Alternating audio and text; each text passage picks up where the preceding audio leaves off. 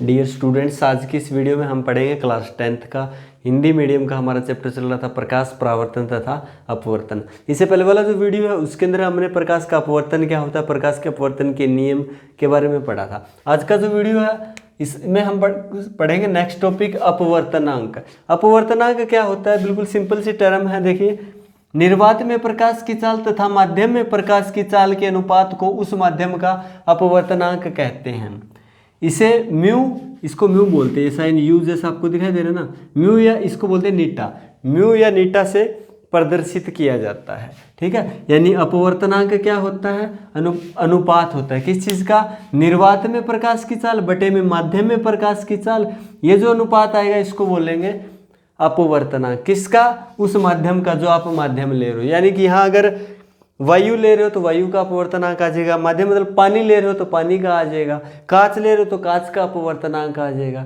समझ रहे हो ना। तो अपवर्तनांक क्या होता है, अनुपात किसका, निर्वात में प्रकाश की चाल बटे में माध्यम में प्रकाश की चाल। ये जो अनुपात है इसको अपवर्तनांक बोलते हैं स्टूडेंट। अपवर्तनांक को म्यू से डिनोट कर सकते हैं या नीटा से भी कर सकते हैं, ठीक है। हमने यहाँ म्यू से किया हुआ है। निर्वात में प्रकाश की चाल को सी से डिनोट करते हैं, कैपिटल सी। यहाँ क्या है, निर्वात में प्रकाश की चाल। और किसी भी माध्यम में प्रकाश की चाल है उसको हम यहाँ वी से डिनोट कर रहे हैं, ठीक है। जो भी माध्यम लेना चाहे हम एयर ले सकते हैं, वाटर ले सकते हैं, ग्लास ले सकते हैं, ठीक है। तो ये माध्यम में प्रकाश की चाल हमने वी, तो हमारे पास फॉर्मूला आ गया mu is equal to C by V. और ये जो वैल्यू होता है ना, प्रकाश में निर्वात में प्रकाश की चाल, ये वैल्यू फिक्स रहती है। फिक्स कैसे रहती है, आपको पता है प्रकाश की जो चाल है वो सबसे ज़्यादा कहाँ होती है, निर्वात में होती है। निर्वात का मतलब बिल्कुल खाली, जहाँ हवा भी नहीं है। तो स्पेस में, अंतरिक्ष में जो प्रकाश की चाल है वो सबसे ज़्यादा रहती है। कितनी, 3 × 10⁸ मीटर पर सेकेंड, इतनी होती है निर्वात में प्रकाश की चाल। तो हमें अगर किसी का अपवर्तनांक निकालना है किसी माध्यम का, तो हमारे पास सी की वैल्यू तो हमें पता रहेगी हमेशा, ये तो कांस्टेंट रहती है, फिक्स है। ये निर्वात में प्रकाश की चाल इतनी होती है, हमेशा इतना लेना। आपको क्या चाहिए, उस माध्यम में प्रकाश की चाल, जिस माध्यम में आप ले रहे हो। अगर वायु का अपवर्तनांक निकालना है ना, तो आपको वायु में प्रकाश की चाल पता होनी चाहिए। अगर कांच का निकालना है तो कांच में प्रकाश की चाल पता होना चाहिए।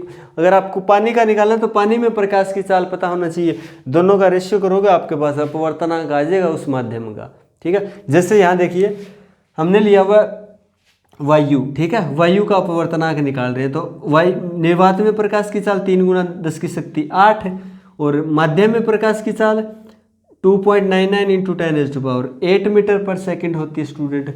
यानी कि आपको बताएं प्रकाश की चाल सबसे ज़्यादा निर्वात में। निर्वात से जैसे जैसे जितने ज़्यादा सघन माध्यम में आती जाएगी ना, प्रकाश की चाल उतनी कम होती जाएगी। जैसे निर्वात से जैसे ये वायु में आएगी ना, तो थोड़ी सी चाल कम हो जाएगी। यानी कि निर्वात में 3 × 10⁸ है ना मीटर पर सेकंड, लेकिन वायु में जैसे ही आएगी ना थोड़ी सी कम हो जाएगी, 2.99 × 10⁸ मीटर पर सेकंड। और इस तरह से जैसे ये कांच में आएगी, पानी में आएगी, प्रकाश की चाल और ज़्यादा बदलती जाएगी, चेंज होती जाएगी, कम होती जाएगी, ठीक है। तो जैसे अभी हमें अपवर्तनांक निकालना है वायु का, तो हमें क्या पता होना चाहिए, निर्वात में प्रकाश की चाल पता है, माध्यम में प्रकाश की चाल दिया हुआ, ये हमने पुट कर दिया। दोनों का जो रेशियो आएगा ना, इन दोनों को काट के जो वैल्यू आएगी तो 1.0003, ये जो वैल्यू है ना इसको क्या बोलेंगे, ये क्या आ गया, अपवर्तनांक। किसका, वायु का। तो ये आ गया वायु का अपवर्तनांक। ऐसे ही आपको निकालना है कांच का अपवर्तनांक, तो निर्वात में प्रकाश की चाल फिक्स रहेगी।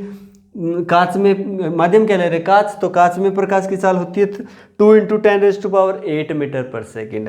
तो ये इससे कैंसिल हो जाएगा, 3/2 कितना होता है, 1.5। तो आपके पास आ गया ये 1.5 क्या आ गया, अपवर्तनांक। किसका, कांच का। तो कांच का अपवर्तनांक होता है 1.5। इसी तरह से अगर आपको एग्जाम में इस तरह से दिया हो कि आपका अपवर्तनांक दिया हो और आपका सिर्फ अपवर्तनांक दिया और आपको पूछे कि किसी माध्यम का अपवर्तनांक 1.5 है, तो इस माध्यम में प्रकाश की चाल बताइए, तो कैलकुलेट कर सकते हो ना। आपके पास ये वैल्यू आपको याद रखना है, ये वैल्यू दिया हुआ है, तो तीसरा वैल्यू जो नहीं दिया वो वैल्यू कैलकुलेट कर सकते हैं, क्योंकि इस फॉर्मूले में सिर्फ 3 ही टर्म यूज़ कर रहे हैं। 2 अगर आपको दिया हो तो तीसरा आसानी से कैलकुलेट कर सकते हो, ठीक है। तो इस तरह का ये क्वेश्चन आएगा। एक आपको कुछ इंपॉर्टेंट बातें इससे रिलेटेड जो याद रखनी है, जैसे पहला ना, जो किसी भी माध्यम का अपवर्तनांक है ना, वो 1 नहीं हो सकता कभी भी, ठीक है। कभी भी 1 नहीं हो सकता। 1 क्यों नहीं हो सकता, किसी भी माध्यम का अपवर्तनांक 1 कब होगा ये बताइए पहले तो। अपवर्तनांक का फॉर्मूला ये है, अगर ऊपर वाला वैल्यू जो फिक्स है, यानी ऊपर वाला क्या है, निर्वात में प्रकाश की चाल जो कितनी होती है 3 × 10⁸ मीटर पर सेकेंड, फिक्स है। अब किसी माध्यम में जो प्रकाश की चाल है ना वो निर्वात की अगर बराबर हो जाए ना, ये वैल्यू अगर इतनी हो जाए 3 × 10⁸, किसी माध्यम में प्रकाश की चाल निर्वात की चाल के बराबर हो जाए तो ये आपस में कट के आंसर कितना आ जाएगा 1, यानी कि उस केस में अपवर्तनांक कितना आ जाएगा 1। क्या ऐसा पॉसिबल है कि किसी माध्यम में चाल प्रकाश की चाल निर्वात में प्रकाश की चाल के बराबर हो? ऐसा पॉसिबल नहीं है। क्यों? क्योंकि हम बात कर रहे हैं ना कि प्रकाश की चाल सबसे ज़्यादा किस में होती है, सबसे ज़्यादा निर्वात में होती है और इतनी होती है। अब सबसे ज़्यादा निर्वात में, इसका मतलब जैसे ही दूसरा माध्यम आएगा, वायु आएगा तो या कांच आएगा, पानी आएगा, उसमें प्रकाश की चाल लगातार कम होती जाएगी तो कभी भी इसके बराबर नहीं होगी। ठीक है, सबसे ज़्यादा निर्वात में, इसका मतलब और जो भी माध्यम की, जिस भी माध्यम की आप बात करोगे ना, उस माध्यम में प्रकाश की चाल निर्वात से हमेशा कम मिलेगी। तो ये वैल्यू अगर कम होगा तो यहाँ जो आपका वैल्यू है जो अपवर्तनांक का वो कभी भी 1 नहीं आएगा। ठीक है, तो ये याद रखना, किसी भी माध्यम का अपवर्तनांक 1 नहीं हो सकता। दूसरे आपको याद रखनी है कि जो अपवर्तनांक है ना वो कभी भी 1 से छोटा नहीं आ सकता। 1 से छोटा कब आएगा? 1 से छोटा तो तब आएगा जब ये जो नीचे वाला वैल्यू है वो ऊपर वाले वैल्यू से ज़्यादा हो जाएगा, तो आंसर जो है वो पॉइंट में आएगा, 0 पॉइंट कुछ 1 से छोटा आएगा ना। तो क्या ऐसा पॉसिबल है क्या, जो प्रकाश की चाल है यानी कि किसी भी माध्यम में प्रकाश की चाल है वो निर्वात से ज़्यादा हो जाए? ऐसा तो पॉसिबल नहीं है। क्यों? क्योंकि हम बात करें कि सबसे ज़्यादा प्रकाश की चाल जो है ना सबसे ज़्यादा निर्वात में होती है और इतनी होती है। जब सबसे ज़्यादा निर्वात में है तो जो भी माध्यम है उसमें कम रहेगी, यानी कि उस निर्वात से ज़्यादा तो कोई चांस ही नहीं है, क्योंकि निर्वात में जितनी चाल है ना उसके बराबर भी नहीं है किसी माध्यम में। तो इससे किसी भी माध्यम में प्रकाश की चाल इससे ज़्यादा तो हो नहीं सकती, इससे ज़्यादा नहीं हो सकती। तो कभी भी आपका अपवर्तनांक जो है ना वो <1 यानी कि 1 से छोटा कभी नहीं आएगा। तीसरी बात याद रखनी है कि किसी भी माध्यम का अपवर्तनांक होता है ना वो हमेशा और हमेशा 1 से बड़ा होता है। ठीक है, 1 से बड़ा कैसे होता है ये तो बात समझ में आ गई होगी। 1 से बड़ा इसलिए होता है क्योंकि ये वैल्यू जो है ना निर्वात में प्रकाश की चाल सबसे ज़्यादा होती है। अब जिस भी बात करेंगे ना, जैसे वायु की बात करेंगे तो थोड़ा सा कम हो जाएगा वैल्यू, थोड़ा सा वैल्यू कम हो जाएगा, ऊपर वाली वैल्यू ज़्यादा है, नीचे वाली वैल्यू कम है, तो आंसर आएगा वो 1 से क्या आएगा, ज़्यादा, >1 आएगा। तो देखिए 1 पॉइंट इतना आया है। अब कांच की बात करेंगे तो 1.5 आया है। और आपको बता देते हैं जल का अपवर्तनांक 1.3 होता है, हीरे का 2.42 होता है। तो जैसे जैसे यानी कि माध्यम सघन होता जाएगा अपवर्तनांक जो है ना वो ज़्यादा होता जाएगा, यानी कि हमेशा और हमेशा जो अपवर्तनांक आएगा वो 1 से आएगा, 1 से बड़ा आएगा।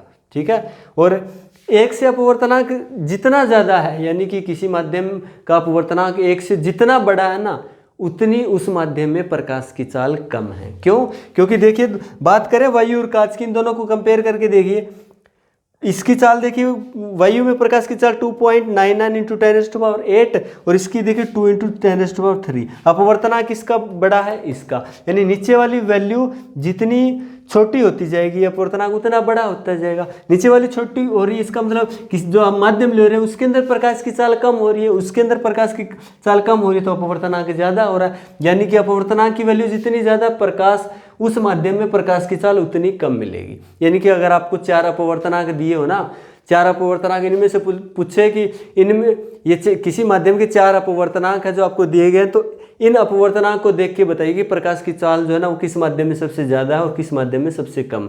तो जो 4 अपवर्तनांक है उनमें से जो सबसे कम है ना, जिसका अपवर्तनांक सबसे कम है उस माध्यम में प्रकाश की चाल ज़्यादा है, और जिसका अपवर्तनांक सबसे ज़्यादा है, यहाँ चारों की बात करें तो अपवर्तनांक ज़्यादा किसका? हीरे का। इसका मतलब हीरे के अंदर प्रकाश की चाल सबसे कम होती है। तभी तो आपने हीरा देखा है, हीरा चमकता रहता है, शाइनिंग करता है ना, क्योंकि उसके अंदर प्रकाश चला गया ना, तो एक तो प्रकाश की चाल बहुत उसके अंदर कम है, प्रकाश की चाल कम है तो प्रकाश धीरे धीरे टहलता हुआ जाएगा, और उसका कुछ शेप ऐसा है कि प्रकाश बार बार टकरा के उसके अंदर ही घूमता रहता है, जिसके कारण ये जो हीरा है वो शाइनिंग देता है। ठीक है, तो आपको इंपॉर्टेंट बात है ये याद रखना है कि हीरे का जो अपवर्तनांक वो सबसे ज़्यादा होता है और कितना 2.42 होता है, और सबसे कम अपवर्तनांक जो है ना वो वायु का होता है, कितना 1.0003 होता है स्टूडेंट।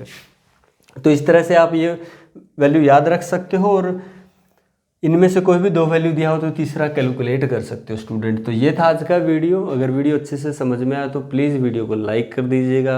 अभी तक चैनल को सब्सक्राइब नहीं किया तो चैनल को सब्सक्राइब कर लें। Thank you students.